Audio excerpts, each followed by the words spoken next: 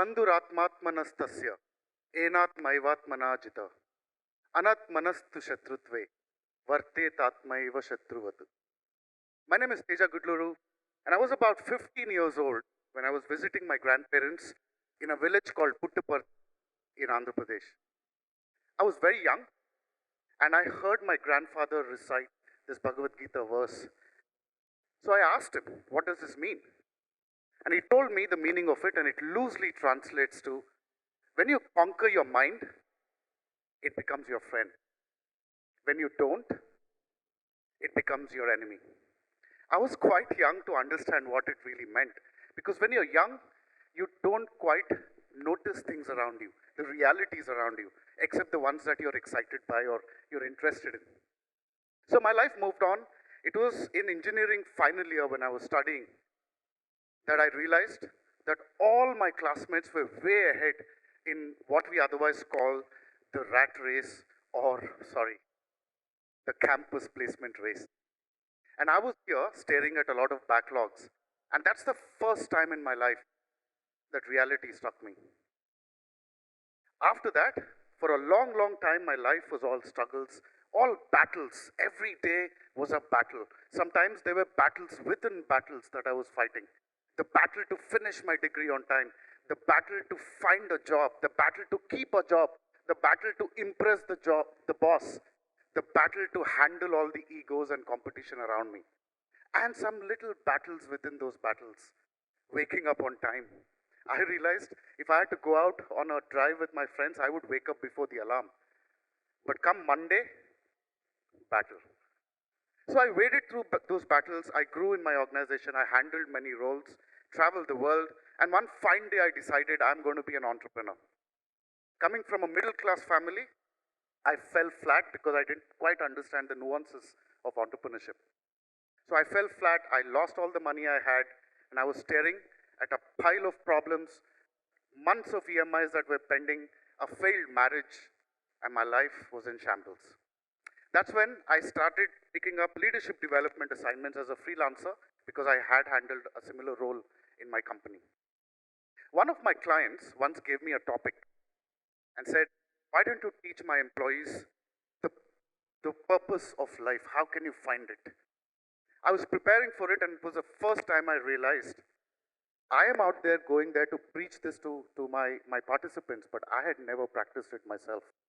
So I looked up to a senior colleague of mine. So I reached out. To him and I said, can you, because he was quite famous for running these activities to find purpose in life. So I worked with him for about a couple of weeks, finally found my purpose in life, animal welfare. That's what I really, truly connected to in my life, my love for animals. Now a lot of decisions I took in my life started making sense to me.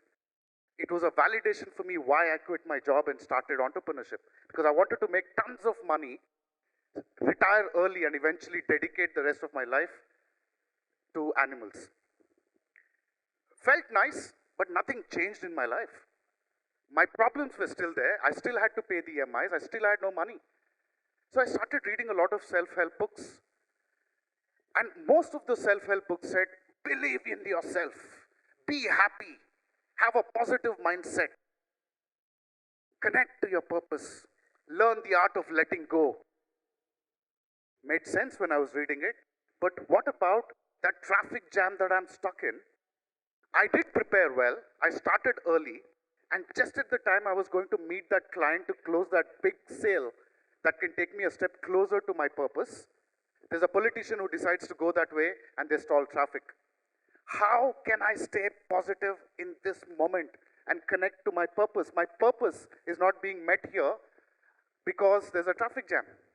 So I never believed in it. I continued. I still read books. I continued until I bumped into a book called Stephen Covey's The 7 Habits of Highly Effective People.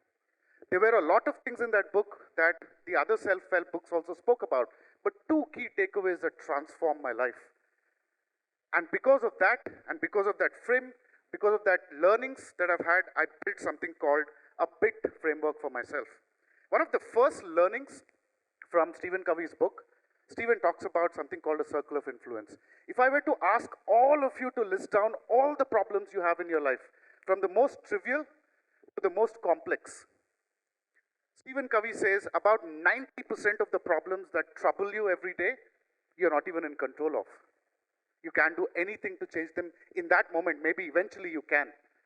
4% of those problems you can you're directly in control, which means you take an action, you see a change, like your health.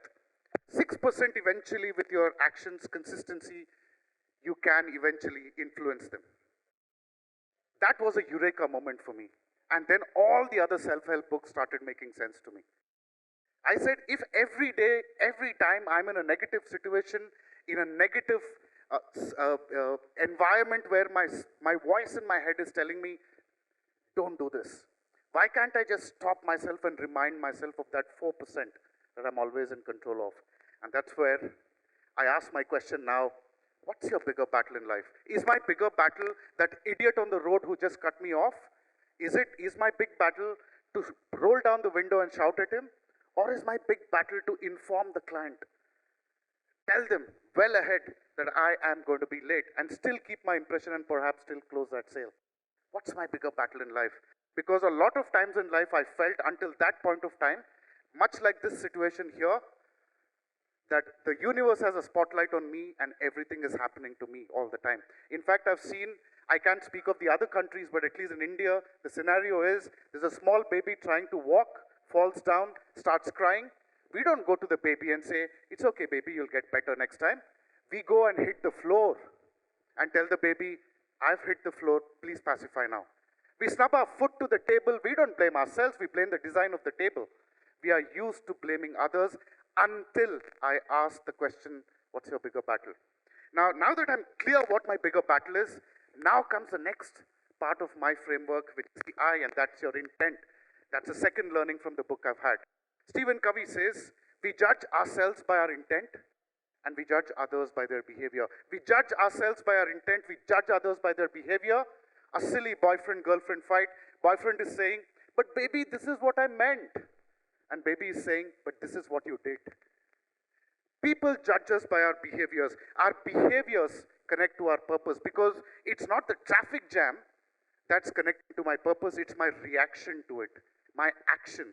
So if my action is what connects to the purpose, and if others are judging me by my behavior, it's important that I control what others judge me for, which means I state my intent clearly every time. Because I come from the Telangana Andhra region of India, my mother tongue is Telugu, and there's a proverb in Telugu that says, even a mother doesn't know that the baby is hungry until the baby cries. The most beautiful relationship on planet Earth also requires a statement of intent. Who are we then? So every time I'm now giving feedback to somebody, I'm not going there and saying, hey, get better next time, because I know that I'm working towards their growth. They don't know that. They're judging me and saying, the bugger keeps pointing at me all the time. So I clarify my intent this time to say, hey, my intent is not to point out your mistake. My intent is to work with you so you can grow. Totally different how people judge you. Now that I know my intent, the next thing I need to do is work on making those intent happen, and I call that TNT. Yesteryear comics and cartoons, you would see they use TNT as an explosive. This is as explosive for my life. Tiny, noticeable things. See, the law of nature is it starts small, it starts slow, but it grows into abundance. You sow a seed, you nurture it with water and nutrition, it becomes a tree that sustains itself for hundreds of years, gives lakh more seeds through its life, and perhaps abundant produce as well. The problem with humans is we always aim for awesomeness. We always aim to be perfect. That is a result of a lot of tiny actions sustained over a period of time. Around the New Year's, I've seen so many of my friends trying to get fit. So what do? They first go shop for matching t-shirt, matching tracks, shoes. They go so confidently pay for a full year. What happens a month later? They quit. I know people who've tried quitting smoking. They used to smoke 10 cigarettes a day. They suddenly decide, I'm going to quit from tomorrow, they go zero, cold turkey. For some it may work, for most it doesn't. Start with 9 cigarettes tomorrow, then 8, then 8, then 5 next week. In a month you would have seen you're more fit, you've quit cigarettes, and you've done that organically, effortlessly. Tiny, noticeable things. So overall, I speak about B.I.T, which is battle, intent, and tiny noticeable things. That's what has helped me today to run successful ventures, to work with thousands of professionals across 40 countries. And all I have to say today is be grateful and also apologetic to my parents, to my mentors, and to my friends. Grateful for all that they have done for me in my life, apologetic for not realizing soon enough that all they did all along was help me prepare for my bigger battle. So as I end my talk today, I hope you grow every day, bit by bit by bit. Sarve Jana Sukhino Bhavantu. Thank you.